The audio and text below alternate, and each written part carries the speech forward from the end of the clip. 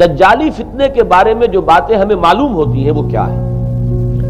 دجال کے کیا اوصاف ہوں گے، کیا خصائص ہوں گے، دجالی فتنے کے کیا مظاہر ہوں گے، کیا آثار ہوں گے، کیا اثرات ہوں گے، اس کی وضاحت میں پہلے تو ایک بات نوٹ کر لیجئے۔ ایک ہے دجالی فتنہ، ایک ہے ایک شخص معین المسیح الدجال، ان دونوں میں فرق ہے۔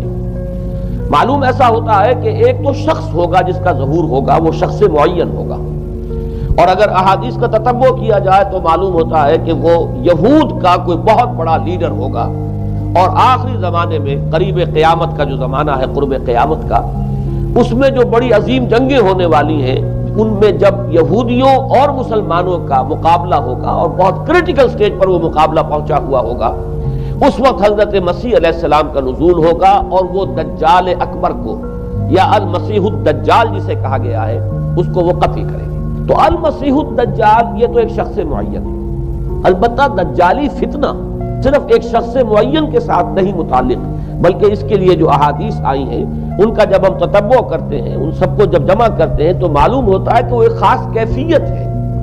ایک خاص دور میں کچھ ایسی کیفیات پیدا ہو جائیں گی کہ جن کو دجالی فتنے سے تعبیر کیا گیا ہے۔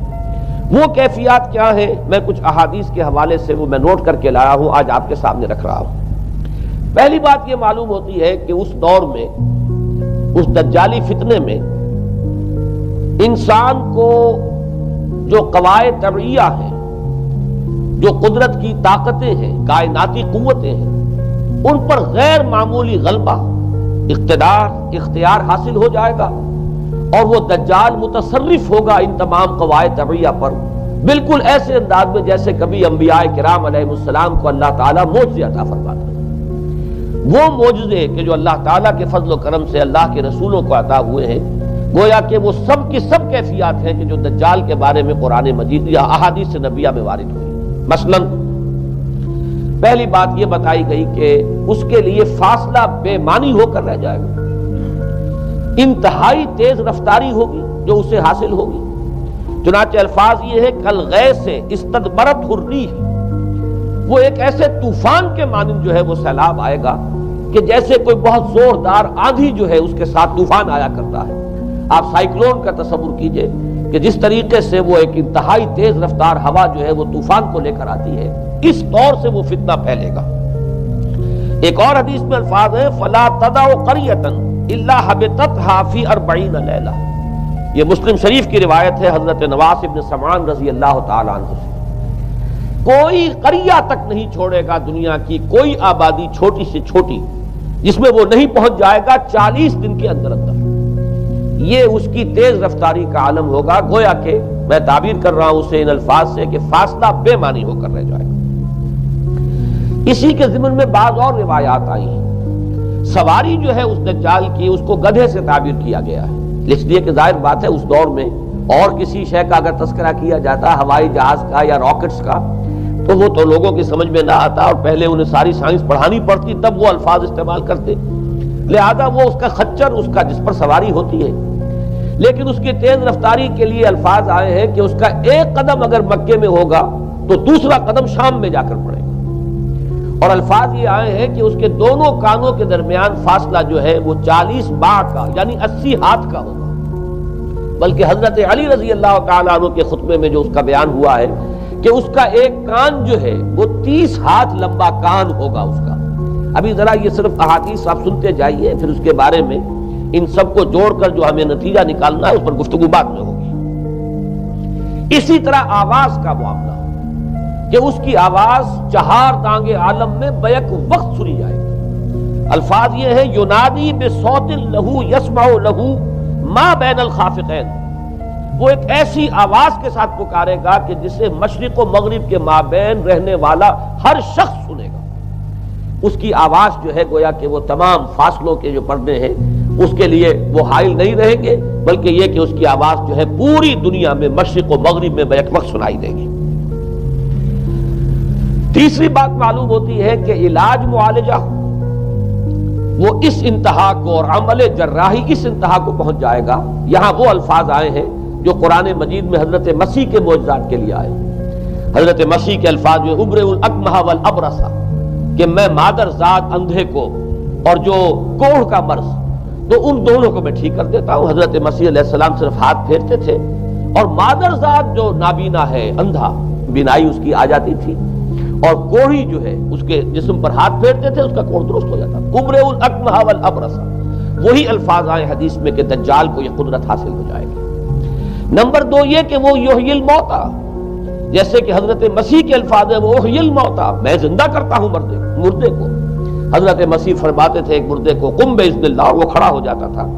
بالکل اسی طریقے سے دجال کو بھی قدرت حاصل ہو جائے گی کہ وہ مردوں کو زندہ کرے گا۔ مزید وضاحت ایک حدیث میں یہ ہے کہ وہ ایک شخص کو آری کے ساتھ بیچ میں سے چیرے گا، 2 ٹکڑے کر دے گا، پھر سینے گا اور زندہ کر دے گا۔ معلوم یہ ہوا کہ علاج معالجے کا علم اور دوسرے یہ کہ جراحی کا علم جو ہے وہ اپنی ان بلندیوں کو پہنچے گا کہ اس حد تک انسان کی رسائی ہو جائے گی۔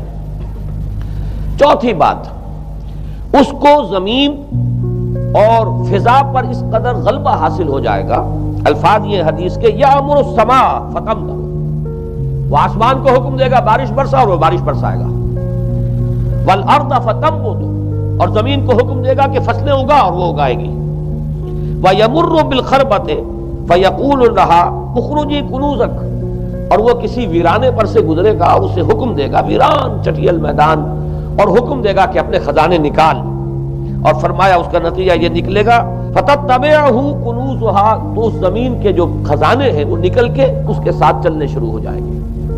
زمین پر قدرت، فضا پر قدرت، بارش کا حکم ہوگا وہ بارش ہو جائے گی، آسمان بارش برسائے گا، زمین اپنے خزانے اگل دے گی۔ 5ویں بات، وَيُبْعَثُ مَعَهُ الشَّيَاطِينُ عَلَى صُورَةِ مَن مَاتَ، اس کے ساتھ کچھ ایسے شیاطین مبعوث ہوں گے کہ جو ان صورتوں کو اختیار کریں گے ان لوگوں کی جو مر چکے ہیں، من الآباء والأمہات والمعارف، جو آباء و اجداد اور مائیں اور دادیاں اور جو بھی جان پہچان والے لوگ ہیں جو فوت ہو چکے ہوں گے، وہ ان کی صورت اختیار کریں گے۔ فَتَأْتِيَ أَحَدَهُمْ فَيَقُولُ أَلَسْتُ فُلَانًا أَلَسْتَ تَعْرِفُنِي، پھر وہ آئے گا اور وہ شیاطین آئیں گے اور انسان سے کسی سے بات کریں گے، کیا تم مجھے نہیں پہچانتے؟ کیا میں تمہارا فلاں رشتہ دار نہیں ہوں؟ اپنی نشانیاں بیان کریں گے اور لوگ پہچانیں گے۔ یہ وہ احادیث ہیں کہ جن کا جو نتیجہ نکلتا ہے اب اس کو پہچان لیجئے۔ وہ نتیجہ یہ ہے کہ حضور صلی اللہ علیہ وسلم نے دجالی فتنے کے جو اوصاف بیان کیے یا جو علامات بیان کی، ان کا حاصل یہ ہے کہ سائنس اور ٹیکنالوجی کی وہ بلندیاں انسان کو حاصل ہو جائیں گی کہ جو چیزیں کبھی رسولوں کے معجزوں سے ظہور پذیر ہوتی تھیں، وہ قوانین طبیعہ پر تصرف کے باعث خود انسان کرنے لگے گا۔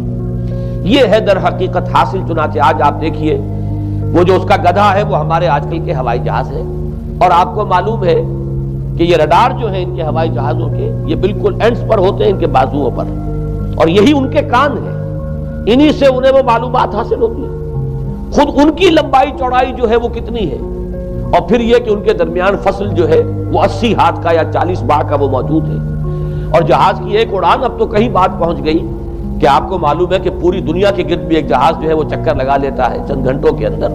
لیکن یہ ہے کہ عام جو رفتار ہے اس میں بھی ایک پڑاؤ سے دوسرے پڑاؤ تک، ایک جگہ سے جس کو ہاپ کرنا کہتے ہیں، یہ بھی کم سے کم 500-700 میل کا عام طور پر سفر جو ہے وہ جہاز طے کر رہا ہے۔ اسی طریقے سے ہماری جو سائنس کی، خاص طور پر جو طبی سائنس ہے، اب اس میں جس طریقے سے کہ زندہ رکھا جاتا ہے انسانوں کو، اور وہ ویجیٹیبل چاہے کہا گیا ہے ان کو ہیومن ویجیٹیبلز، لیکن یہ کہ دل کی دھڑکن بھی چلائے جا رہے ہیں، خوراک بھی پہنچا رہے ہیں، آدمی جو ہے وہ زندہ سال ہر سال تک زندہ پڑا رہتا ہے۔ اور یہ کہ سرجری بعض جانوروں پر تو یہ بات ہو چکی ہے کہ کاٹے گئے ہیں اور پھر ان کو سی دیا گیا ہے، جوڑ دیا گیا ہے۔ یہ تمام جو بھی معجزے ہیں اس وقت سائنس دکھا رہی ہے۔ اسی طرح اگر یہ معجزہ دیکھنا ہو کہ زمین لقدق زمین جہاں کہیں کوئی آثار نہیں تھے کسی ایک پتے تک کے اگنے کے، اگر وہاں لہلہاتے ہوئے آپ کو چمن دیکھنے ہو، تو ویسے سب سے پہلے تو یہ معاملہ ہوا تھا اسرائیل نے جو کر کے دکھایا تھا، لیکن اب تو آپ ابو ظبی چلے جائیے، سعودی عرب میں چلے جائیے۔ سعودی عرب کے اندر حال یہ ہے کہ آپ اگر ہوائی جہاز سے سفر کریں ریاض سے جدہ تک، تو آپ کو جگہ جگہ بڑے سرکولر پیچز نظر آئیں گے جہاز سے، نہایت گرین، اور اس کے اندر جو ہے آرٹیفیشل اریگیشن کے ذریعے سے اور بہت عمدہ وہاں کاشت ہو رہی ہے، بہت خوبصورت فارمز جو ہیں وہ تمام کے تمام سرکولر پیچز، اس لیے کہ جو اریگیشن ہوتی ہے وہ ان ویلز کے ذریعے سے ہوتی ہے کہ جو ایک سرکل میں چلتے ہیں اور پانی کی وہ آرٹیفیشل بارش جو ہے وہ ہوتی رہتی ہے۔ باقی یہ کہ فضا سے آرٹیفیشل رین، یہ تو بہت ہی سادہ سی بات ہے کہ فضا کے اندر ایٹماسفیرک کنڈیشنز کو ذرا تبدیل کیا جائے تو بارش آ جاتی ہے۔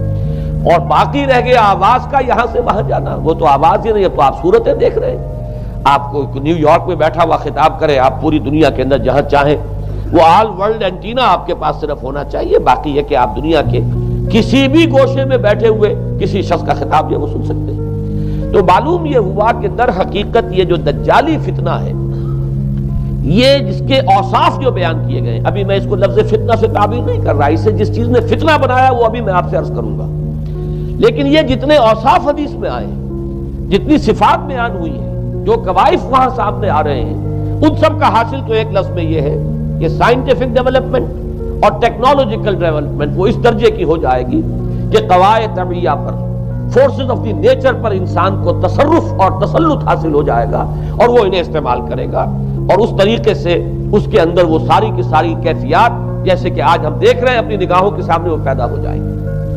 اب سوال یہ ہے کہ اس شے کو فتنہ کس چیز نے بنایا؟ یہ بات سمجھ لیجیے، جہاں تک سائنسی ترقی کا تعلق ہے، تکنیکی ترقی کا تعلق ہے، یہ چیزیں فی الاصل فتنہ نہیں ہے، یہ تو وہ علمہ آدم الاسماء کلہا کا ظہور ہے۔ اللہ تعالیٰ نے ازل میں حضرت آدم علیہ السلام کو جو صلاحیت عطا فرما دی تھی، یہ ایکسفولیشن ہے اس کا ظہور ہے۔ جیسے کہ آم کی گٹھلی میں آم کا درخت ہے، لیکن ظاہر بات ہے کہ اس کو درخت بننے میں وقت لگتا ہے، پہلے وہ 2 پتے نکلتے ہیں، پھر وہ بڑھتا ہے معاملہ، کئی سال میں جا کر وہ درخت جو ہے وہ جوان ہوگا اور وہ پھل دے گا۔ اسی طریقے سے یوں سمجھئے کہ بالقوہ وہ علم حضرت آدم علیہ السلام کو دے دیا گیا تھا، یعنی وہ صلاحیتیں ودیت کر دی گئیں، وہ فیکلٹیز، سمع اور بصر اور فؤاد، دیکھو سنو نتیجہ نکالو اور آگے بڑھو۔ آپ نے چیز دیکھی، ایک سنی، نتیجہ نکالا، اس کو نوٹ کیا، آگے بڑھے، پھر کوئی چیز دیکھی، پھر کوئی سنی، اپنے سابق جو نتیجہ آپ نے نکال کر محفوظ کیا تھا اپنی میموری میں، اس کے ساتھ اس کو ٹیلی کیا، کوئی اور نتیجہ نکل آیا اور آگے بڑھے۔ تو یہ تو سٹیپ بائی سٹیپ، قدم با قدم انسانی علم آگے بڑھ رہا ہے۔ یہ ہرگز فتنہ نہ ہوتا، میرے الفاظ پر توجہ کیجئے، اگر اس کے ساتھ متوازن طور پر ایمان اور روحانیت کا ارتقا بھی ہوتا رہتا، اگر اس کے ساتھ اللہ کی معرفت، اللہ کی محبت، آخرت کا ایمان، منزل انسان کی جو ہے وہ آخرت ہے، دنیا نہیں ہے، اگر یہ چیزیں ساتھ کے ساتھ ہوتی تو یہ ہرگز فتنہ نہیں۔ فتنہ در حقیقت اسے جس نے بنایا ہے وہ یہ ہے کہ کچھ ایسے اسباب ہوئے ہیں، اور وہ اسباب آج مجھے بیان کرنے کہ در حقیقت موجودہ عیسائیت اس کا سب سے بڑا سبب ہے۔ اس کے نتیجے میں ایک بہت بڑا گیپ ہے، اپالنگ گیپ ہے، بڑا مہیب خلا ہے، بڑی وسیع خلیج ہے جو حائل ہو چکی ہے کہ ایمان اور روحانیت ختم ہوتے چلے گئے اور یہ ٹیکنیکل اور سائنٹیفک ڈیولپمنٹ بڑھتی چلی گئی۔ ان دونوں کے درمیان جو مہیب خلا پیدا ہوا ہے اس نے اسے فتنہ بنا دیا ہے، اور عظیم ترین فتنہ بنا دیا ہے۔ ورنہ اگر اس کے ساتھ ہی اللہ پر ایمان، آخرت پر ایمان، اور انسان کے اندر ایمانی کیفیات، اس کی روحانی کیفیات اگر یہ بھی برقرار رہتی، بلکہ اس کے ساتھ متوازن طور پر ان کو ترقی کرنا چاہیے تھی، تو یہ ہرگز فتنہ نہیں ہے۔ تو پہلی بات یہ سمجھ لیجئے کہ اگرچہ دجالی فتنے کے جو صفات، اس کے اوصاف، اس کی علامات، اس کے مظاہر جو بھی حدیث کے ذریعے سے ہمیں معلوم ہے، جس کا میں نے ابھی آپ کے سامنے تذکرہ کیا، وہ سب در حقیقت تعبیر ہے اس دور کا جو محاورہ ہے، اس دور کی جو زبان ہے، اس دور میں جن الفاظ سے گفتگو کی جا سکتی تھی، اس دور کے ایڈیم میں آج کی جو سائنٹیفک اور ٹیکنالوجیکل ترقی ہے، گویا کہ اس کی تعبیر کی گئی ہے کہ وہ دجالی فتنہ ہوگا۔ لیکن اس شے کو فتنہ بنانے والی شے در حقیقت یہ ہے کہ ایک بہت بڑی خلیج حائل ہو چکی ہے ایمان اور روحانیت، اور دوسری طرف سائنٹیفک اور ٹیکنالوجیکل ڈیولپمنٹ میں ان دونوں کے درمیان اتنا بود اور فصل پیدا ہو گیا ہے کہ جس کی وجہ سے اس نے فتنے کی شکل اختیار کی۔ اس کا سبب کیا ہے، آج ہمیں اس پر غور کرنا ہے۔ دیکھیے حضرت مسیح علیہ السلام کا دین، اور جیسا کہ میں نے عرض کیا ہے سورہ کہف کے پہلے رکوع میں تذکرہ انہی کا ہو رہا ہے، وَيُنذِرَ الَّذِينَ قَالُوا اتَّخَذَ اللَّهُ وَلَدًا مَا لَهُم بِهِ مِنْ عِلْمٍ وَلَا لِآبَائِهِمْ كَبُرَتْ كَلِمَةً تَخْرُجُ مِنْ أَفْوَاهِهِمْ يَقُولُونَ إِلَّا كَذِبًا فَلَعَلَّكَ بَاخِعٌ نَفْسَكَ عَلَىٰ آثَارِهِمْ إِن لَّمْ يُؤْمِنُوا بِهَٰذَا، اور رسول آنے والا نہیں تھا۔ اللہ تعالیٰ کی طرف سے اس دین کو، اس شریعت کو ایک پروٹیکشن حاصل ہے، لہذا ایک جزو کی حد تک گمراہی جو ہے پھیل سکی، کل پر محیط نہیں ہوئی۔ لیکن بدقسمتی سے دین مسیحی کے بارے میں یہ ہوا کہ کچھ عرصے تک تو کشمکش رہی ہے۔ اصل دین مسیحی پر بھی جو کاربند لوگ تھے اور جو اس کے اوپر مستقیم رہے وہ قائم کچھ عرصے تک رہے ہیں، لیکن ہوتے ہوتے تقریباً اس دور تک آ کر جب کہ حضور کی بعثت ہوئی ہے، اصل دین مسیح کے ماننے والے تقریباً ختم ہو چکے تھے، شاذ لوگ رہ گئے تھے، اور ان میں بھی یہ جرت نہیں تھی کہ اپنے اصل دین کا وہ اظہار کر سکے، بلکہ ہوتے ہوتے ان 600 سالوں کے اندر یہ ہوا کہ وہی پالزم جو ہے در حقیقت اس نے ہی مسیحیت کی شکل اختیار کر لی۔ یہ پالزم جو ہے یہ ہے در حقیقت، یوں سمجھیے کہ ادیان عالم کی تاریخ میں سب سے زیادہ گمراہ کن مذہب، جس کا رد عمل پیدا ہوا ہے یورپ میں، جس نے کہ اس دجالی فتنے کی شکل اختیار کی ہے۔ میں یہ چاہتا ہوں کہ اس کے ضمن میں چند باتیں آج آپ کے سامنے رکھوں۔ پال نے جو دین مسیحی میں یا دین اسلام میں جو صحیح دین ہے اللہ کا، اس میں 3 تبدیلیاں بنیادی کی۔ سب سے پہلا تو وہی جو قرآن کہہ رہا ہے، الذین قالوا اتخذ اللہ ولدا، مسیح کو، حضرت مسیح علی نبینا علیہ الصلوۃ والسلام، انہیں خدا کا بیٹا قرار دیا گیا۔ اور اس میں بھی نوٹ کیجئے، بیٹے کے لیے عربی زبان میں 2 لفظ ہیں، ابن اور ولد۔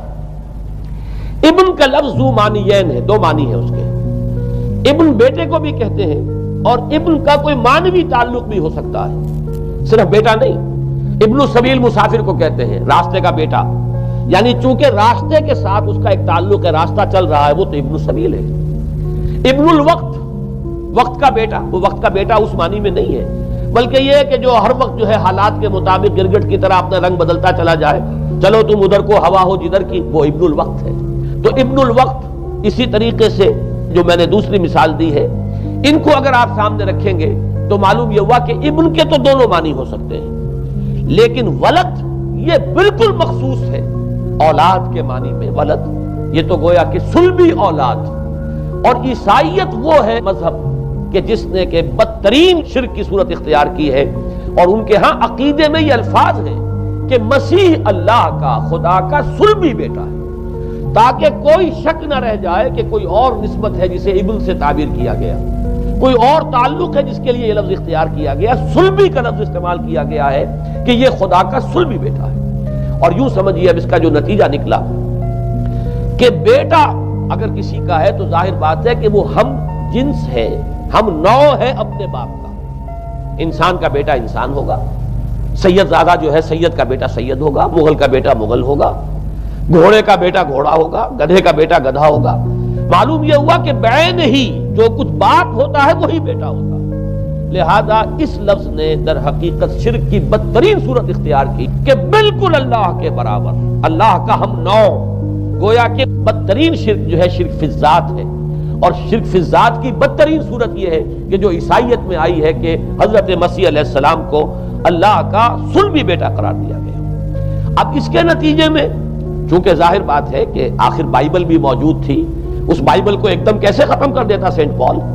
سینٹ پال کہیں یا بہرحال میں تو لفظ سینٹ اس کے ساتھ استعمال نہیں کرنا چاہتا، لیکن چونکہ ہمیں یہ ہدایت ہے قرآن مجید کی بھی کہ جو باطل معبود بنا لیے جاتے ہیں انہیں بھی ہم کوئی ان کے لیے توہین والے الفاظ استعمال نہ کریں، لہذا میں یہ لفظ استعمال کر رہا ہوں، ورنہ جی تو چاہتا ہے کہ کوئی اور لفظ اس کے لیے استعمال کیا جائے۔ لیکن جو بھی اس وقت دنیا میں اس کا معروف نام ہے پال، سینٹ پال، تو اس نے چونکہ ظاہر بات ہے کہ پوری بائبل کو کیسے ختم کر دیتا، ایک دم تورات کو کیسے ختم کر دیتا؟ تورات تو آج تک چلی آ رہی ہے بائبل کے ساتھ ملی ہوئی، the old testament, the new testament, یہ دونوں مل کر بائبل بنتی ہے۔ لہذا اب گورکھ دھندا بنانا پڑا انہیں، وہ تسلیس والا گورکھ دھندا، 3 میں 1 1 میں 3، توحید بھی ہے تسلیس بھی ہے، 3 میں 1 1 میں 3۔ اور یہ وہ شے ہے کہ جس نے عقیدے کا تعلق عقل سے منقطع کر دیا، اس لیے سمجھ میں آنے والی بات ہی نہیں، 3 میں 1 1 میں 3 ایک گورکھ دھندا ہے۔ نتیجہ انہوں نے یہ نکالا کہ ڈوگما در حقیقت اس کا عقل سے کوئی تعلق نہیں، ڈوگما بس عقیدہ ہے، اور اس عقیدے ہی کے اوپر سارے دین کی بنیاد ہے، باقی وہ عقل میں آئے نہ آئے، عقل کے لیے قابل قبول ہو یا نہ ہو۔ یہ بات اچھی طرح سمجھ لیجئے کہ اگرچہ ہمارے ہاں بھی ہم بھی یہ بات کہتے ہیں کہ بہت سے حقائق جو ہے کائنات کے وہ ایسے ہیں کہ جن تک عقل کی رسائی نہیں ہے اس کے لیے ہم مجبور ہیں، محتاج ہیں وحی کی ہدایت کے. لیکن دو چیزوں میں فرق کیجئے، ایک ہے عقل سے ماورا ہونا اور ایک ہے عقل کے خلاف ہونا. ان دونوں چیزوں میں زمین و آسمان کا فرق ہے.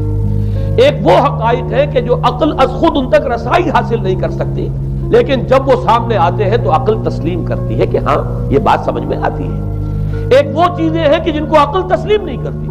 تو ایک ہے مخالف عقل، ایک ہے ورائے عقل. ان دونوں میں زمین و آسمان کا فرق ہے. ہمارے دین میں تو عقل کو اپیل کیا گیا ہے، لعلکم تعقلون، لعلہم یعقلون اولو الالباب الذین یعقلون. اب ظاہر بات ہے کہ عقل کو ہاتھو برہانکم ان کنتم صادقین، لاؤ دلیل اپنی. تو دلیل سے عقل سے اپیل کی گئی. اور اس میں وہ رشتہ جو میں نے کئی مرتبہ بیان کیا علامہ اقبال کے اشعار کے حوالے سے کہ عقل گو آستاں سے دور نہیں، اس کی قسمت میں پر حضور نہیں. اور گزر جا عقل سے آگے کہ یہ نور چراغ راہ ہے، منزل نہیں. منزل تک تو عقل نہیں پہنچائے گی لیکن راستہ تو دکھاتی ہے. اور جب کہ وحی کی روشنی سامنے آتی ہے تو عقل اس کی تصدیق کرتی ہے. یہ ہے ہمارا موقف اور یہ ہے عقلی معقول موقف. لیکن عیسائیت نے، بلکہ کہنا چاہیے پالزم نے، مجھے یہاں پر لفظ عیسائیت اب استعمال کرنا نہیں چاہیے اس لیے کہ حضرت عیسیٰ سے اب اس کی نسبت نہیں رہی. حضرت عیسیٰ سے اس کی نسبت جو ہے یہ مس نومر ہے، یہ غلط نام ہے. دی 100 کا مصنف جو ہے ڈاکٹر مائیکل ہارٹ، اس نے یہ بہت بڑی بات کہی. اس نے کہا در حقیقت موجودہ جو عیسائیت ہے اسے پالزم کہنا چاہیے. یہ پالزم ہے، کرسچینٹی نہیں ہے. اس لیے کہ در حقیقت حضرت مسیح علیہ السلام کی تعلیم جب تک وہ دنیا میں تھے وہ یہ نہیں تھی کہ جو پال نے دی. البتہ اس نے پال کو بہت بڑا شخص مانا، اس میں کوئی شک نہیں، اس لیے کہ اس نے تاریخ کے ایک دھارے کا جو ہے وہ رخ موڑ دیا ہے. اللہ تعالیٰ کے صحیح دین کو گویا کہ قلع قمع کر کے ایک نیا دین اس طریقے سے پھیلایا ہے کہ آج بھی شاید دنیا میں کثیر ترین تعداد عیسائیت ہی کے نام لیواؤں کی ہے، واللہ عالم، یا شاید گوتم بدھ کے ماننے والوں کی ہے. بہرحال یہ کہ بہت بڑی تعداد میں آج حضرت مسیح علیہ السلام کی طرف جو منسوب ہے غلط طور پر دین، اس کے نام لیوا دنیا میں ہے. اس اعتبار سے وہ یقیناً اس کا تو حق رکھتا ہے کہ اس کا نام بھی اس کتاب میں آئے کہ جس نے تاریخ کے اوپر اثرات اپنے پیدا کیے. اور حضرت مسیح علیہ السلام جب تک دنیا میں تھے عیسائیت کی حقیقت بنی اسرائیل یا یہودیت کے ایک فرقے سے زیادہ نہیں تھی. ڈیٹیچ نہیں ہوا تھا یہ دین حضرت موسیٰ علیہ السلام کے دین سے. لیکن یہ کہ پال نے اسے بالکل ایک مستقل بذات ایک جدا گانا دین کی شکل دے دی ہے، تو یہ پالزم ہے. پالزم نے در حقیقت سب سے پہلا کام یہ کیا کہ عقل سے بالکل تعلق منقطع کر دیا. عقیدہ، ڈوگما جو ہے وہ خلاف عقل، جو بات عقل میں آئے نہ آئے بس ماننی ہے. تو پہلی تو یوں سمجھیے کہ نقب جو لگی ہے دین کے اندر وہ اس تسلیس کے حوالے سے، اور تسلیس کا گورکھ دندہ خلاف عقل، لہذا ڈوگما کی جو کا لفظ جو استعمال ہوا ہے کہ بس اس کو تو ہم مانیں گے چاہے وہ عقل کے لیے قابل قبول ہو چاہے نہ ہو. دوسرا، اس سے بھی زیادہ آپ دیکھیے ایک سے ایک بڑھ کر اینٹ رکھی جا رہی ہے. خشت اول چون حد میں مار کج تاثریہ امیر و دیوار کج. دوسرا کفارے کا عقیدہ جو مبنی ہے صلیب کے عقیدے پر. مسیح نے انتہائی ذلت کی موت، یعنی صلیب کی موت جو ہے وہ خود کہتے ہیں کہ انتہائی ذلت کی موت ہے. یہ ذلت کی موت کا پیالہ اس لیے پیا تاکہ اس کے ماننے والوں کی طرف سے کفارہ ادا ہو جائے. مسیح کفارہ ادا کر چکا ہے. اب جو شخص بھی مسیح کو مان لے گا اس کی گویا کہ نجات ہو گئی. اس کا عمل سے کوئی تعلق نہیں. عمل ہو نہ ہو، بد کردار ہو، اچھا کردار والا ہو، نیک ہو، بھلا ہو، جیسا بھی ہو، برا ہو، بدماش ہو، لچا ہو، لفنگا ہو، مسیح کو مان لے. صرف ماننے پر، اس لیے کہ مسیح تو اس کی طرف سے کفارہ پیش کر چکا. سارے گناہوں کا کفارہ جو ہے مسیح نے انتہائی ذلت آمیز موت جو ہے قبول کر کے گویا کہ اپنے ماننے والوں کے تمام گناہوں کا کفارہ دے دیا ہے. یہ دوسرا عقیدہ. اس کا نتیجہ کیا نکلا؟ تسلیس نے عقل سے تعلق توڑ دیا تھا مذہب کا، اس نے عمل سے تعلق توڑ دیا. ڈوگما ہی ڈوگما ہے، نہ عقل سے کوئی تعلق نہ عمل سے کوئی تعلق نہیں رہا. دین کی جڑیں جو ہے دونوں اعتبار سے، دین تو نام ان دو چیزوں کا الا الذین آمنوا وعملوا الصالحات، دونوں کی گویا کہ جڑیں منہدم ہو گئیں، بنیادیں منہدم ہو گئیں، جڑیں کاٹ دی گئیں کہ نہ اس کا تعلق عقل کے ساتھ ہے نہ عمل کے ساتھ ہے. تیسری بات آئی ہے، اس نے کہا شریعت منسوخ. یہ عجیب ہے، دیکھیے جسے آئرنی آف فیٹ کہتے ہیں انگریزی زبان میں. ابھی تک بائبل کے اندر سینٹ میتھیو کے جو روایت ہے متی کی انجیل سے کہا جاتا ہے gospel of the Lord according to Saint Matthew, اس میں جو سرمن آف دی ماؤنٹ ہے، ایک واعظ ہونے کے اعتبار سے واقعتاً میں اس کی عظمت کا بڑا قائل ہوں، عظیم ترین واعظ ہے دنیا کا۔ اس کے شروع میں یہ الفاظ موجود ہیں، don't think I have come to destroy law, ہرگز یہ نہ سمجھنا کہ میں شریعت کو ختم کرنے آیا ہوں۔ وہ یہ کہہ کر گئے تھے کہ شریعت موسوی تم پر لاگو رہے گی، عائد رہے گی، لیکن پال نے تیسرا نقب لگایا، شریعت ساقط کر دی۔ اس کی ضرورت کیوں محسوس ہوئی یہ بھی سمجھ لیجئے۔ حضرت مسیح یہ کہہ کر گئے تھے کہ میں صرف بنی اسرائیل کے لیے آیا ہوں، میں اسرائیل کے گھرانے کی کھوئی ہوئی بھیڑوں کی تلاش میں آیا ہوں۔ انجیل میں یہ الفاظ آج بھی موجود ہیں۔ حضرت مسیح نے اپنے حواریین کو جب بھیجا ہے کہ اب جاؤ تبلیغ کرو میری طرف سے، اس کی ہدایتوں میں ایک ہدایت یہ بھی ہے کہ تمہیں صرف اسرائیلیوں تک تبلیغ کرنی ہے، باہر نہیں، میں صرف اسرائیلیوں کی طرف رسول بنا کر بھیجا گیا ہوں۔ یہ الفاظ بھی موجود ہیں، اگرچہ اس وقت کے انجیل میں جو الفاظ ہیں وہ تو میں سمجھتا ہوں کہ حضرت مسیح علیہ السلام کے شایان شان نہیں ہے، وہاں کوئی نہ کوئی تحریف ہوئی ہے لفظی، اس لیے کہ وہاں تشبیہ یہ دی گئی ہے کہ کوئی اپنے بچے کے حصے کی روٹی جو ہے کتے کے آگے نہیں ڈالتا۔ گویا کہ جینٹائلز جو ہیں، غیر بنی اسرائیلی، انہیں اس جملے کی روح سے انہیں کتوں سے تشبیہ دی جا رہی ہے کہ میرے پاس میرے بچوں کے حصے کی روٹی ہے، میرے بچے ہیں اسرائیلی، میری روٹی جو ہے یہ جو میرے پاس ہے وہ اسرائیلیوں کے لیے ہے، کوئی اپنے بچوں کے حصے کی روٹی کتے کو نہیں کھلاتا۔ یہ جملہ تو میں سمجھتا ہوں حضرت مسیح کا نہیں ہو سکتا، لیکن یہ ہدایت کہ تمہیں تبلیغ صرف اسرائیلیوں میں کرنی ہے، یہ قرآن مجید کی روح سے ثابت ہے۔ اس لیے کہ قرآن بھی یہ کہتا ہے کہ رسولاً الی بنی اسرائیل، حضرت مسیح علیہ السلام رسول بنا کر بھیجے گئے تھے بنی اسرائیل کی طرف، اس لیے کہ وہ یوں سمجھیے کہ جسے ہمارے ہاں عام اصطلاحات میں علماء کہا کرتے ہیں تاج و تخت ختم نبوت، وہ تاج و تخت ختم نبوت تو ابھی منتظر تھا محمد الرسول اللہ صلی اللہ علیہ وسلم کی آمد کا، کہ وہی آئیں گے تو انہی کی بعثت ہوگی پوری نوع انسانی کی طرف۔ آپ سے پہلے کسی رسول کی بعثت پوری نوع انسانی کی طرف نہیں ہوئی بشمول حضرت مسیح علیہ السلام۔ ہر جو ہے رسول جو آیا ہے آپ سے پہلے اپنی اپنی قوموں کی طرف آیا ہے، لیکن اس پال نے کیا کیا؟ پہلے تو یہ اصول توڑا، ہم اس دین مسیحی کی یا جو پالزم ہے اس کی اب تبلیغ کریں گے غیر اسرائیلیوں میں بھی۔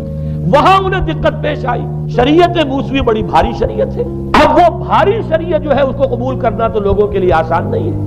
انہوں نے یہ کیا کہ یہ شریعت تم پر ساقط، شریعت کا بوجھ تم پر نہیں، برڈن آف لا یہ تمہارے لیے نہیں ہے۔ اور میں یہاں مثال دے دینا چاہتا ہوں، بین ہی تاریخ نے اپنے آپ کو دہرایا ہے۔ عبداللہ ابن سبا نے جو فتنہ شروع کیا تھا ہمارے ہاں، ہماری تاریخ میں جو اس کے اثرات پھر پیدا ہوئے ہیں، ان میں سے ایک جو ہے وہ شکل وہ اسماعیلیت والی ہے، کہ اسماعیلیت نے بھی بین ہی یہی شکل اختیار کی ہے۔ ہندوستان میں آ کر جب اسماعیلی داعیوں نے جب تبلیغ کی ہے تو شریعت ساقط کر دی۔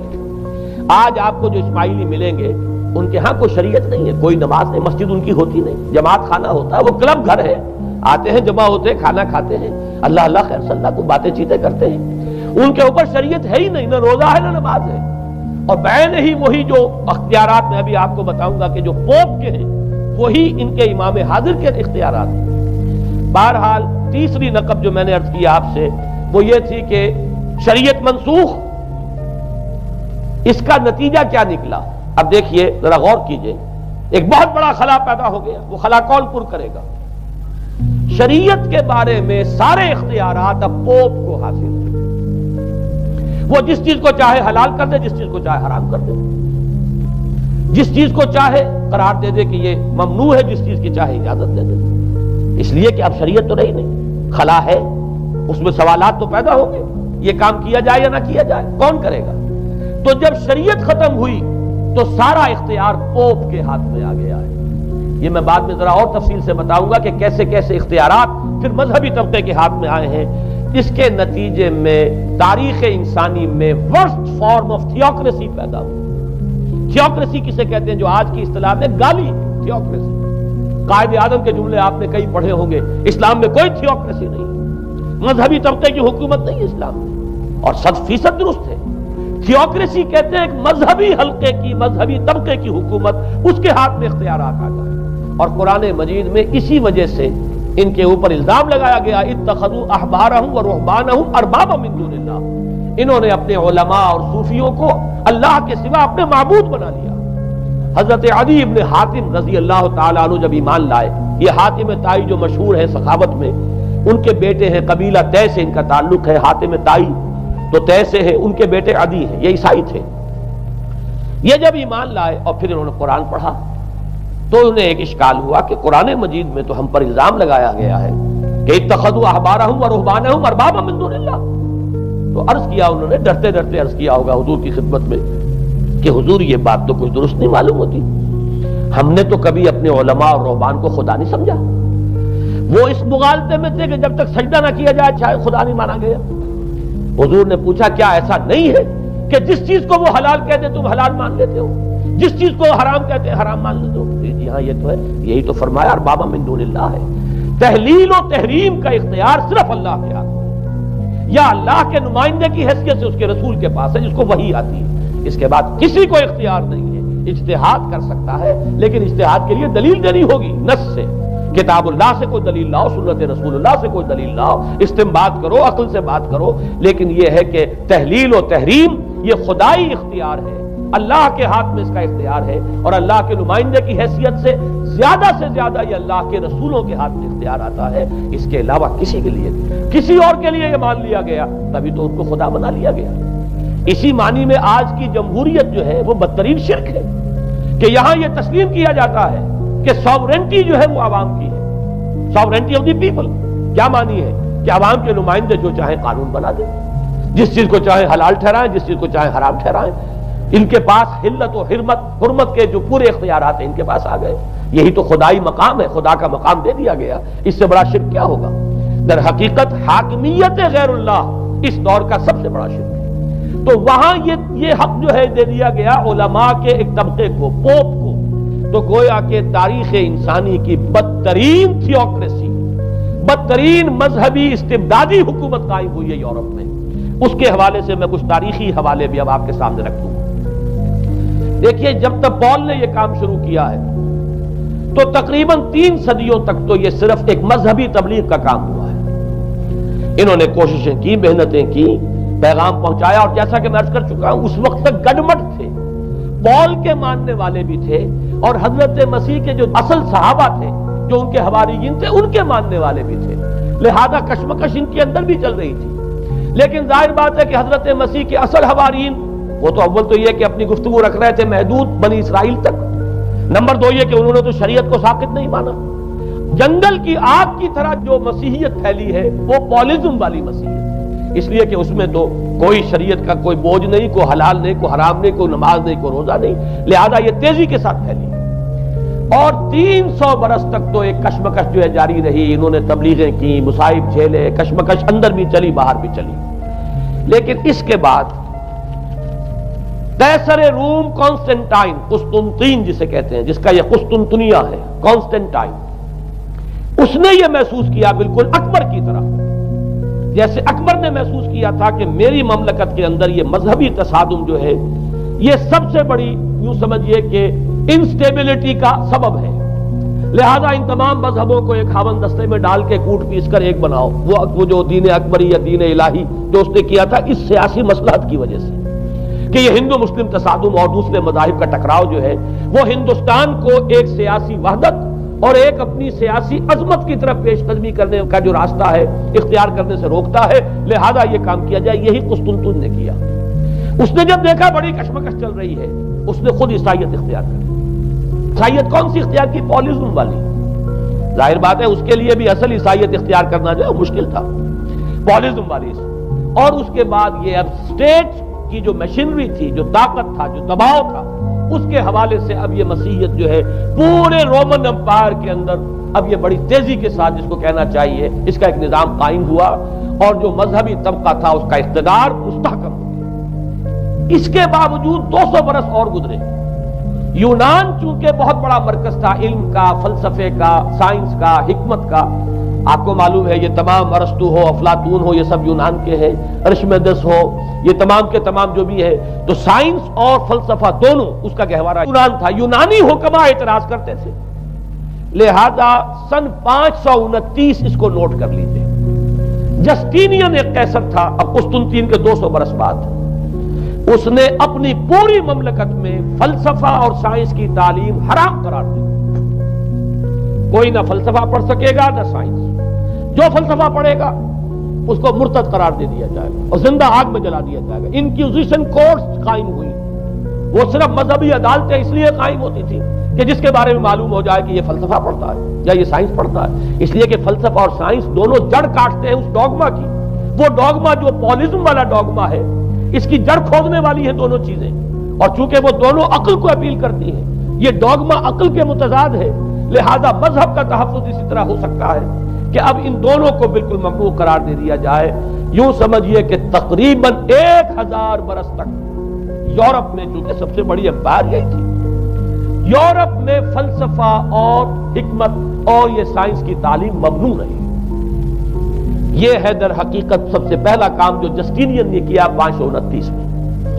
اس کے بعد آگے چل کر پوپ کا جو اقتدار ہے وہ اتنا زبردست بنا ہے، پوپ کو اختیار حاصل ہو گیا جس چیز کو چاہے وہ قانون کا درجہ دے دے، اس لیے کہ شریعت تو ہے نہیں، خلا پوپ کون کرے گا؟ پوپ کو کرے گا۔ پوپ کو اختیار حاصل ہو گیا وہ جس کے گناہ چاہے معاف کر دے۔ اب دیکھیے اگرچہ ویسے تو گناہ پہلے ہی معاف ہو گئے کہ جس نے مسیح کو مان لیا گناہ تو معاف ہو گئے اگلے پچھلے سب، لیکن یہ کہ پھر بھی ایک خلش رہ جاتی ہے انسان کے دل میں، چونکہ ایک اخلاقی حص انسان کے اندر اللہ نے پیدا کی ہوئی ہے۔ جب کوئی شخص کرتا ہے، کوئی بدکاری کرتا ہے، کوئی چوری کرتا ہے، ڈاکہ ڈالتا ہے، تو وہ جو ایک کانشنس ہے، وہ جو پرک کرتا ہے، اس کو بھی ختم کرنے کے لیے اگر پوپ یا کارڈینل یا اس کے کسی نمائندے کے سامنے جا کر اعتراف گناہ کر لو اور کچھ اس کی مٹھی گرم کرو، کچھ ہدیہ پیش کرو، تو توبہ نامہ، معافی نامہ تمہیں دے دیا جائے گا، اور وہ جو چیز ہے وہ تمہارے لیے سند ہے کہ کوئی تم سے باز پرس تمہارے گناہ کی نہیں ہو سکتی۔ پھر ان کی قیمتیں تھیں، ان کے لیے بڑی بڑی جو ہے ہدیے مقرر کیے گئے تھے۔ تیسری چیز بائبل کا اول تو یہ کہ مفہوم جو ہے وہ کوئی سند نہیں ہے، اس لیے کہ بائبل ہانٹ کر رہی تھی نا، اولڈ ٹیسٹمنٹ بھی ہے، یہ حضرت مسیح کی یہ 4 انجیلیں بھی ہیں، یہ تعلیم کچھ اور ہے، لہذا بائبل جو ہے وہ سند نہیں ہے، سند پوپ کا جو ہے فرمان وہ سند ہے۔ بائبل کی شرح کرنے کی، بائبل کی طرف سے کوئی دلیل لانے کی کسی کو کوئی حق حاصل نہیں۔ یہ جبر تھا، یہ تشدد تھا یورپ میں، یہ وہ دور تھا جبکہ اسلام پھیل رہا تھا۔ میں نے اس لیے آپ سے کہا تھا، نوٹ کرایا آپ کو، 529 میں جسٹینین کا یہ فرمان ہے، 571 میں حضور کی ولادت ہو رہی ہے، وہی صدی ہے، اور 630 کے آس پاس، بلکہ 629 کے آس پاس سلطنت روما کے ساتھ مسلمانوں کا ٹکراؤ شروع ہوا ہے۔ تو یہ تاریخی ان کو ریلیشن جو ہے ذہن میں رکھیے، جس وقت مسلمان آئے اور 200-300 برس جو ان کے عروج کے ہیں، اس وقت آپ کو معلوم ہے کہ تقریباً 6 صدیاں ہو چکی تھی کہ یورپ بالکل جس کو کہا جاتا ہے ڈارک ایجز، انتہائی تاریکی، مذہبی جبر اور استبداد، اس کے سوا کچھ نہیں، اور وہ ملاؤں کی حکومت جسے آپ کہیں گے، جسے آج کل کی اصطلاح میں کہا جائے گا، وہ جس کو چاہے جو چاہے سزا دے دے، پوپ کو اختیار حاصل ہے۔ کسی کے بارے میں ذرا جیسے بعض اوقات خبریں سچی ہیں یا جھوٹی، لیکن میں مثال دے رہا ہوں جیسے خبریں آتی رہی ہیں ایران کے بارے میں کہ کہیں اگر معلوم ہو گیا تو پاسداران انقلاب پہنچے اور سمری ٹرائل اور فوراً ختم کیا آدمی کو۔ اس قسم سے انکوزیشن رپورٹس جو ہیں وہ کورٹس وہاں قائم ہوئی، اور یوں سمجھیے کہ لاکھوں افراد تحت کیے گئے، زندہ جلائے گئے۔ لیکن اس کے بعد جب عالم اسلام میں وہ روشنی پھیلی، اور خاص طور پر بنو عباس کے زمانے میں، اب بھاگ بھاگ کر وہاں جو بھی تھے فلسفے کے اور سائنس کے کوئی دلچسپی رکھنے والے، وہ بھاگ کر عالم اسلام میں آ گئے۔ یہاں اب وہ کتابیں جو ہیں ان کے ترجمے ہوئے، خاص طور پر مامون اور ہارون الرشید کے زمانے کے اندر یہ علم جو ہے ہندوستان سے بھی لیا، یونان سے بھی لیا مسلمانوں نے، اور اس کے بعد یہ غرناطہ اور قرطبہ کی یونیورسٹیوں کے ذریعے سے اس علم نے پینیٹریٹ کیا ہے دوبارہ یورپ میں۔ دیکھیے سرکل کیسے بنا ہے، یونان کا علم آیا ہے پہلے عالم اسلام میں، مڈل ایسٹ میں، اور پھر ادھر سے ہو کر چکر کھا کر اور اسپین کی یونیورسٹیوں کے ذریعے سے یورپ میں انٹروڈیوس ہوا ہے۔ اس وقت پھر اصلاح مذہب کی تحریک شروع ہوئی، اور ساتھ ہی تحریک احیاء العلوم، رینیسنس، اس کے نتیجے میں وہاں بیداری پیدا ہوئی۔ لیکن یہ بیداری اب آپ نوٹ کر لیجئے، ایک تو پروٹیسٹنٹ مذہب پیدا ہوا، اور کئی سو برس تک تصادم رہا کیتھولکس کے اندر اور پروٹیسٹنٹس میں۔ پورے اسلام کی تاریخ میں کبھی اتنے خونی فسادات نہیں ہوئے ہیں، کبھی بھی شیعہ سنی فساد بھی کبھی اتنا نہیں ہوا جتنا کہ کئی سو برس تک رومن کیتھولکس اور پروٹیسٹنٹس کے مابین یورپ میں ہوتا رہا ہے، بلکہ اس میں تو ایسے ایسے واقعات آتے ہیں کہ لگ بھگ 10 لاکھ افراد جو ہیں وہ ختم ہوئے ہیں۔ یہ آپس کا تصادم جو تھا، پروٹیسٹنٹ مذہب جو پیدا ہوا اصلاح مذہب کی تحریک کے ذریعے سے، اور وہ رومن کیتھولک پاپائیت والا نظام، ان کے درمیان جو تصادم ہوا، 10 لاکھ کی تعداد بتائی جاتی ہے کہ آدمی مارے گئے۔ بلکہ فرانس کا ایک شہر ہے، وہاں تو 19 دن تک مسلسل قتل عام کیا گیا پروٹیسٹنٹس کا، اور وہاں حاملہ عورتوں کے جو ہے پیٹ چاک کر کے بچے نکال کر ان کو بھی جو ہے ختم کیا گیا ہے۔ یہ سارا ظلم جو ہے وہاں ہوا ہے، تصادم ہوا ہے۔ اس کے نتیجے میں آپ خود سوچئے کہ کس قدر نفرت پیدا ہوئی عوام کے اندر مذہب سے۔ اس کے ساتھ ہی اب وہ علم شروع ہوا، سائنس شروع ہوئی، لہذا علم اور سائنس دونوں کی جڑ میں مذہب سے شدید نفرت پیدا ہوئی۔ یہ ہے وہ سبب کہ جس نے یہاں سے راستے علیحدہ کر دیے، اور مذہب چونکہ جبر کرتا ہے، مذہب چونکہ عقل کے اوپر بیڑیاں بٹھاتا ہے، پہرے بٹھاتا ہے، بیڑیاں ڈالتا ہے، اور مذہب چونکہ تشدد کرتا ہے، لہذا مذہب کے خلاف ایک نفرت، ایک ریئیکشن، یہ ہے اس ساری سائنسی ارتقاء اور سائنٹیفک اور ٹیکنالوجیکل جو ڈیولپمنٹ ہوئی ہے، اس کی جڑ میں مذہب سے نفرت جو ہے اس کے بیج بو دیے گئے۔ اور یہ 200-250-300 سال میں اب یہ جو تناور درخت بن کر آیا ہے کہ ایک طرف سائنس کی ترقی، ٹیکنالوجی کی ترقی آسمان کو چھو رہی ہے، آج انسان چاند کے اوپر تو انسان کے قدم جو ہے پہنچ چکے ہیں، اور آپ کا ایک راکٹ جو ہے وہ پورے تمام سیارے جو ہیں ہمارے سولر سسٹم کے ہیں ان سب کا چکر لگا کر، اور وہ اس سے باہر چلا گیا ہے، خلا کے اندر کہاں گیا کچھ پتا نہیں۔ لیکن یہ کہ تقریباً یوں سمجھیے کہ سن 77 کا چلا ہوا وہ، اور 12 برس تک اس نے سفر طے کیا ہے، کم سے کم سولر سسٹم کا جو ہے اس نے پورا جو ہے احاطہ کیا ہے۔ اور جو میں نے آپ کو وہ احادیث سنائی، ان کے حوالے سے بات کیا سمجھ میں آئی کہ یہ سائنٹیفک، ساری کی ساری سائنٹیفک ڈیولپمنٹ، یہ ٹیکنالوجیکل ڈیولپمنٹ، لیکن چونکہ اس کے ساتھ مذہب کا انکار ہے، خدا پر ایمان نہیں ہے، آخرت کا یقین نہیں ہے، روح کا گویا کہ انکار، روحانیت تو بہت دور کی بات ہے، روح کا بھی انکار۔ نتیجہ یہ ہے کہ ان دونوں چیزوں کے مابین وہ گیپ، جسے میں نے کہا تھا ایپالنگ گیپ، ایک بہت بڑا گیپ ہے جو پیدا ہو چکا ہے۔ اب میں حدیث آپ کو سنا رہا ہوں، بخاری شریف میں جو روایت ہے، حضور نے فرمایا کہ دجال کے ماتھے پر لکھا ہوا ہوگا کافارا، کفر۔ الفاظ یہ ہے انہو مکتوب بین عینیہ کافارا، علیحدہ علیحدہ، یقرأہ کل مومن کاتب و غیر کاتب، وہ اس طرح نمایاں لکھا ہوا ہوگا کہ ہر شخص اسے پڑھ لے گا، چاہے وہ لکھنے والا ہو چاہے نہ ہو، لکھا پڑھا ہو چاہے نہ ہو۔ یعنی اس تہذیب کی پیشانی پر کفر لکھا ہوا، مذہب سے دشمنی، مذہب سے بغض، مذہب سے دوری، مذہب کی ہر چیز کی نفی۔ آج جو ایک ورلڈ سیویلائزیشن ہے، ایک عالمی تہذیب ہے جس کا کہ غلبہ ہے ہمارے اس پورے گلوب پر، اس میں 3 چیزوں کے مقابلے میں 3 چیزوں کی اہمیت ہے۔ خدا کی اہمیت نہیں ہے، ہوگا، ہم انکار بھی نہیں کرتے، لیکن ہم جانتے بھی نہیں کہ ہے کہ نہیں۔ ہاں، اہمیت کائنات کی ہے، غور کرو، کائنات کے قوانین کو سمجھو، ایکسپلائٹ کرو، قوت جو ہے نیچر کی قوت اس کو مسخر کرو، اس کو استعمال کرو، ہوگا خدا، ہے یا نہیں ہے چھوڑو اس بحث کو۔ اصل اہمیت جو ہے وہ کائنات ہے۔ اسی طرح اصل اہمیت اس جسم کی ہے، مادے کی ہے۔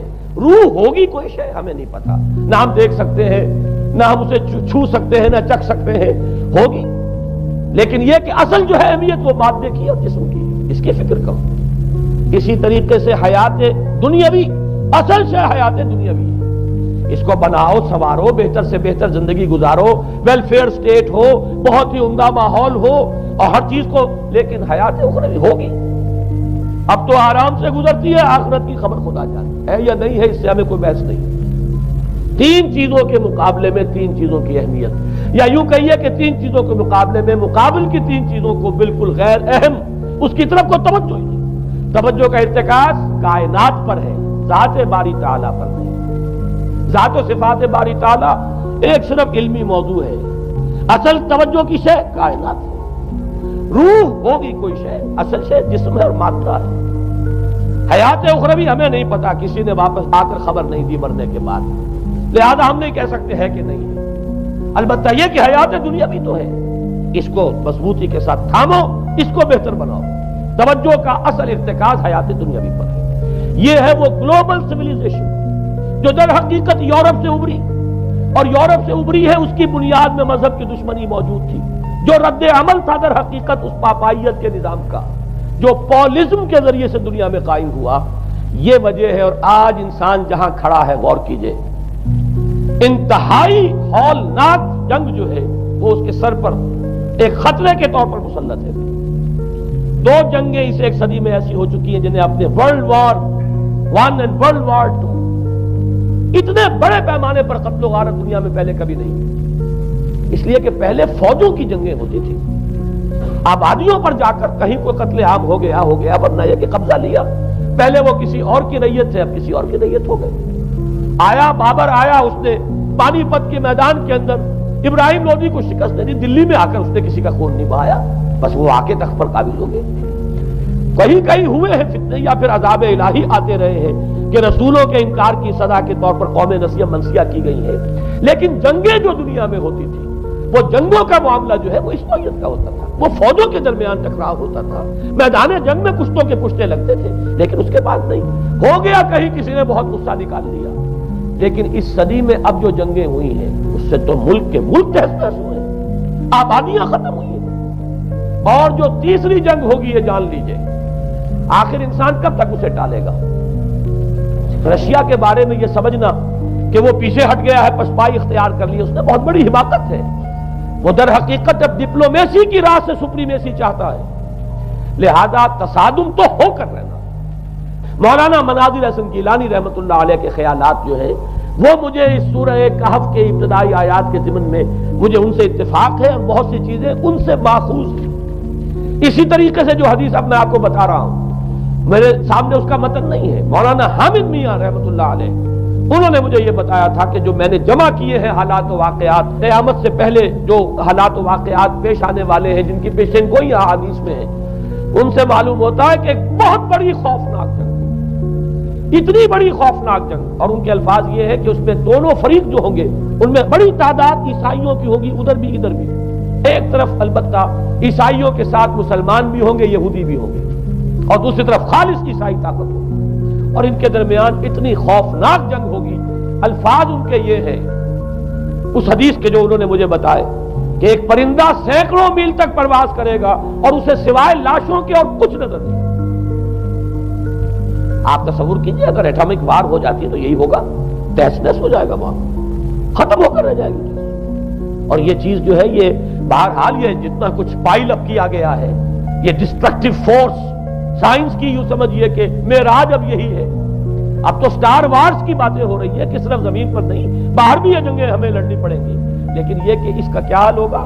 امریکہ میں ایک پکچر تیار کی گئی تھی، دی ڈے آفٹر غالباً اس کا نام ہے، اس میں ایک نقشہ دکھایا گیا ہے اس قدر ہولناک کہ یہ 100 اور اونچی منزلہ عمارتیں جو ہے یہ ایسے جیسے کہ کچے گھروں سے ہوتے ہیں، ایسے وہ پگھل کر رہ جائیں گی، اور یوں سمجھیے کہ انسان جو ان کے اندر ہوگے، ایک ایک منزل کے اندر، ایک ایک ایسی 100 منزلہ عمارت کے اندر ہزاروں آدمی ہوتے ہیں، جیسے کہ کوئی ایسی کالونی ہو کوئی ان کی چیونٹیوں کی، اور اس پوری کالونی کو آپ اپنے پاؤں سے مسل دیں، ایسے انسانوں کا حال ہو اگر وہ جنگ ہو جاتی جس کا نقشہ کھینچا گیا ہے۔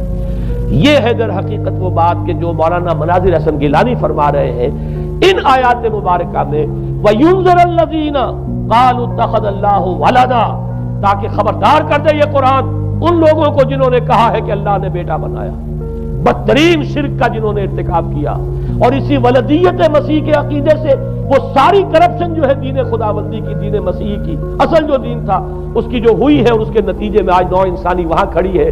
اسی لیے آیت نمبر 2 میں فرمایا وَيُنذِرَ بَأْسًا شَدِيدًا مِّن لَّدُنْهُ، تاکہ خبردار کر دے ایک بہت بڑی جنگ سے۔ ہمارے اکثر مفسرین نے یہاں پہ ایک بہت بڑا عذاب کہہ کر جو ہے وہ گزر گئے ہیں، لیکن واحد یہ لفظ ہے قرآن مجید کا یہ مقام ہے جہاں لفظ باس آیا ہے، اور مولانا مناظر حسن گیلانی نے بحث کی باس تو جنگ کو کہتے ہیں، قرآن مجید میں جہاں بھی یہ لفظ آیا جنگ کو کہتے ہیں۔ تو ایک بہت بڑی ہولناک جنگ جس کے لیے فرمایا مِن لَّدُنْهُ، یہ تمہارے اپنے پیمانوں پر نہیں آئے گی، یہ تمہارے حساب کتاب میں نہیں آ سکتا جو ڈسٹرکشن ہوگی، جیسے کہ آپ علم لدنی کہتے ہیں۔ ایک علم وہ ہے جو جانے بوجھے طریقے سے حاصل کیا جاتا ہے، ایک علم لدنی ہے جو خاص اللہ تعالیٰ اپنے کسی بندے کو عطا فرما دے۔ اس جنگ کی جو ہلاکت خیزی ہے وہ تمہارے حساب کتاب میں آنے والی نہیں ہے۔ لِيُنذِرَ بَأْسًا شَدِيدًا مِّن لَّدُنْهُ، وَيُبَشِّرُ الْمُؤْمِنِينَ الَّذِينَ يَعْمَلُونَ الصَّالِحَاتِ أَنَّ لَهُمْ أَجْرًا حَسَنًا مَاكِثِينَ فِيهِ أَبَدًا۔ البتہ اللہ تعالیٰ بچائے گا اپنے اہل ایمان بندوں کو جو نیک عمل پر بھی قائم۔ اب میں وہ حدیثیں آپ کو سنا دوں۔ آج سے پہلے میں اس دعا کی اصل عظمت کو اتنا نہیں سمجھ پایا تھا جتنا آج سمجھا۔ یہ جو عظیم دعا ہے جس میں اتنی لجاجت، اتنی ہیوملٹی حضور نے اختیار کی ہے جس سے آگا کے سوال نہیں ہے۔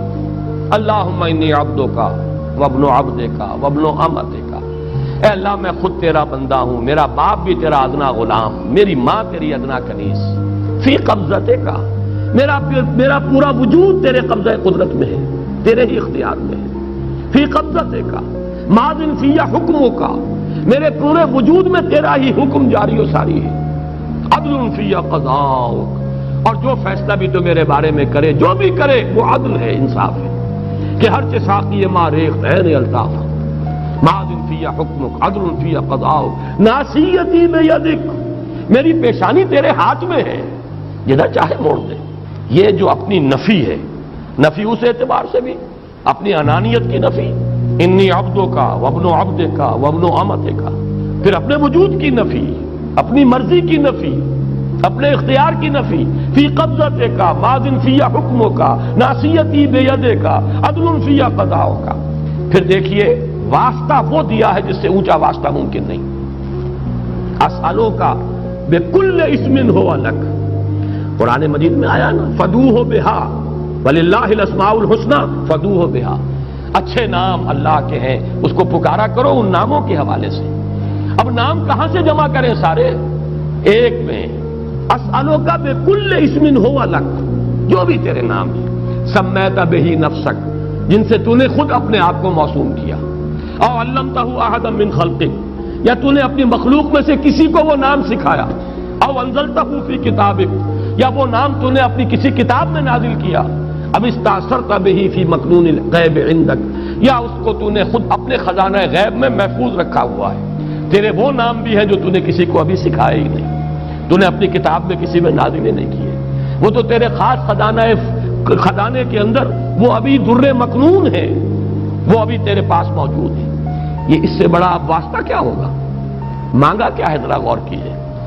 ان تجعل القرآن ربیع قلبی ونور صدری وجلاء حزنی وذہاب ہمی وغمی، استدعا میں یہ کر رہا ہوں پروردگار اس قرآن کو میرے دل کی بہار بنا دے، میرے دل کا نور بنا دے، نور صدری، ان تجعل القرآن ربیع قلبی، میرے دل کی بہار، ونور صدری، میرے سینے کا نور، وجلاء حزنی، یہ حزن جو جس سے کہ محمد دو چار ہے صلی اللہ علیہ وسلم، یہ وہ کیفیت جو ہے قبض کی، اس کو دور کرنے کا ذریعہ بنا دے اس قرآن کو، جلاء حزنی وذہاب ہمی وغمی، اور میرے ہموم، میرے تفکرات، میرے غموں کو دور کرنے کا ذریعہ بنا دے۔ یہ عظیم دعا آج سورۃ الضحیٰ پر غور و فکر کرتے ہوئے، ویسے تو میں تقریباً 30 برس سے اس دعا کا مبلغ ہوں، اس لیے کہ جب میں نے یہاں کام شروع کیا تھا لاہور میں، جو تقریریں کی تھی مسلمانوں پر قرآن مجید کے حقوق کے نام سے جو شائع شدہ ہیں، اس پمفلٹ کے آخر میں نے یہ دعا درج کی ہے۔ یہ اصل میں کچھ مختلف احادیث میں ٹکڑے آئے ہیں، کہیں کوئی ایک ٹکڑا کم ہے، کہیں دوسرا کم ہے، میں نے بڑی تحقیق کر کے تمام روایتوں کو جمع کر کے پھر اس کو مرتب کیا ہے، اور وہ بڑی خوبصورت میں نے اس کی سیٹنگ کی ہے، اور وہ اس کتابچے کے آخر میں ہے۔ اللہم انی عبدک وابن عبدک وابن امتک فی قبضتک ناصیتی بیدک ماضٍ فی حکمک عدل فی قضاؤک، اسألک بکل اسم ہو لک سمیت بہ نفسک او علمتہ احدا من خلقک او انزلتہ فی کتابک او استاثرت بہ فی مکنون الغیب عندک ان تجعل القرآن ربیع قلبی ونور صدری وجلاء حزنی وذہاب ہمی وغمی۔ یہ وہ کیفیت ہے، اور وہ قرآن جو اس کیفیت میں سب سے زیادہ پر تاثیر ہے وہ یہ قرآن ہے، ان دو صورتوں پر مشتمل قرآن۔ سورۃ الضحیٰ اہم ہے، هو الذی خلق الموت والحیات، جس نے پیدا کیا، تخلیق فرمایا ہے موت کو بھی اور حیات۔ اب یہاں پر جہاں تک حیات کا ہمارا تاثر ہے، تصور ہے، وہ تو یہ ہے کہ یہ ایک مثبت وجودی حقیقت ہے، لیکن موت کے بارے میں ایک مغالطہ ذہنوں میں بیٹھا ہوا ہے۔ بالعموم اس کا بارے میں ذہنوں میں یہ خیال ہے کہ موت معدوم ہو جانے کا نام. چنانچہ بعض جگہ پر تو آپ اکثر و بیشتر تراجم میں بھی دیکھیں گے کہ جیسے قرآن مجید میں سورہ بقرہ کے 3 رکوع میں جو آیت آئی کیف تکفرون باللہ وکنتم امواتا فاحیاکم ثم یمیتکم ثم یحییکم، وہاں بھی آپ دیکھیں گے کہ موت مقدم، حیات اس کے بعد.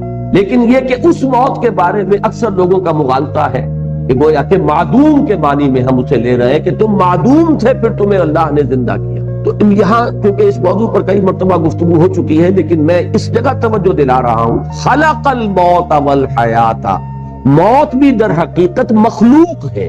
یہ ایک مثبت حقیقت ہے جس پر کہ تخلیق کا عمل گزرا ہے. یہ موضوع ہے عمل تخلیق کا، یہ ایک مثبت وجودی حقیقت ہے. موت در حقیقت معدوم ہونے کا نام نہیں ہے، اس لیے کہ عدم پر تخلیق کا اطلاق نہیں ہو سکتا. عدم کو پیدا کیا کیسے جائے گا؟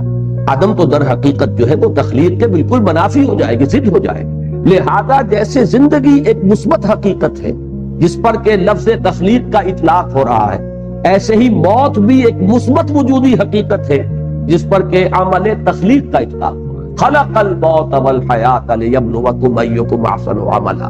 اب اس میں دیکھیے کہ جہاں تک اس موت کا تعلق ہے جو ہماری زندگی کے بعد آنے والی ہے، اس کے بارے میں تو ہمیں یقین کے ساتھ معلوم ہے کہ وہ معدوم ہونے کی بات نہیں، وہ تو ہمارے ایمان کے بنیادی آرٹیکل آف فیتھ جنہیں کہا جائے گا اس میں شامل ہے. اس لیے کہ موت معدوم ہونے کا نام نہیں ہے، بلکہ موت تو در حقیقت ایک کیفیت سے دوسری کیفیت کو منتقل ہونے کا نام ہے. آخری جو بھی ہمارا اس حصہ ہے زندگی کا وہ حیات اخروی، وہ تو سب سے بڑی حقیقت ہے، سب سے بڑی زندگی ہی وہ ہے. لیکن یہ درمیانی وقفہ بھی معدوم ہونے کا نام نہیں ہے، بلکہ جیسا کہ آپ کو معلوم ہے عالم برزخ میں بھی ایک نوع کی زندگی ہے، حیات برزخی ہے.